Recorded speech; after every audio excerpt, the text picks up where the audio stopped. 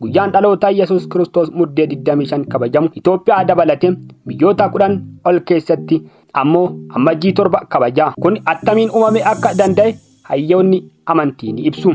Lakkoofsi bara kana warri mana amantaa Ortodoksii ittiin laakkawan kan warra Awurooppaatiin addaadha jedhu beektonni amantaa kiristaanaa BBC dubbise. Tokkoffaa adda addummaa waggaa 7 fi ji'a 8 sa'aatii 10 qaba. Lammaffaa tokkoon ji'oota guyyaa isaanii qabaatanii adda addummaa qabaata.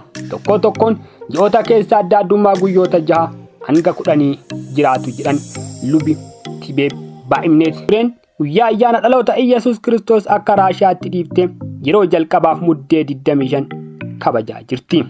Dhalachuu Yesuus Kiristoos akka luba Tibeebitti lakkoofsi guyyaa kan Awurooppaa kan inni bu'uura godhate gubachuu Room kan bara 735 kanarraa ka'uun eega barri kakuu haaraa kan lakkoofsa bara isaaniin kan herreegani. Waldeenni kiristaana Itoophiyaa garuu kana bu'uura godhachuu hin turre. Sababni isaas wanti akkanaa kun garaagarummaa waggaa fiduu waan danda'uufi. Waldaan kiristaana Itoophiyaa kan dhalachuu Kiristoos bu'uura waldaa godhatudha.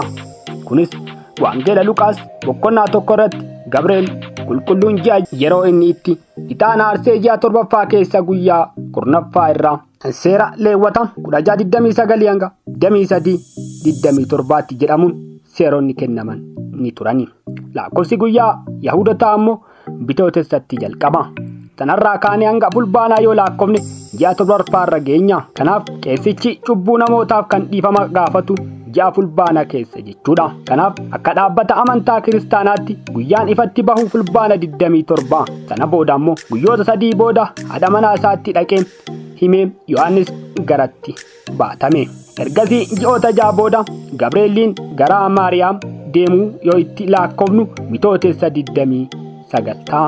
Erga sana ammoo kaanee ji'a 9f guyyaa 5 yoo itti edaane muddee itti jiraachuusaa Pheenxenaawii Pilaatos Room irratti bulchaa ta'ee fi filatamuusaa taateewwan seenaa kunniin warreen macaafa qulqulluu ala jiran wal biraa qabne yoo ilaalle haalli lakkoofsaa kun lameenuu boodatti deebi'anii yoo ilaallaman dogongora uumaniiru. Akka Girigooriyaaniitti waggaa 7 boodatti kan Itoophiyaa ammoo waggaa 15 boodatti deebi'uun kan taateewwan seenaa ta'anii qorannoowwan jedhanis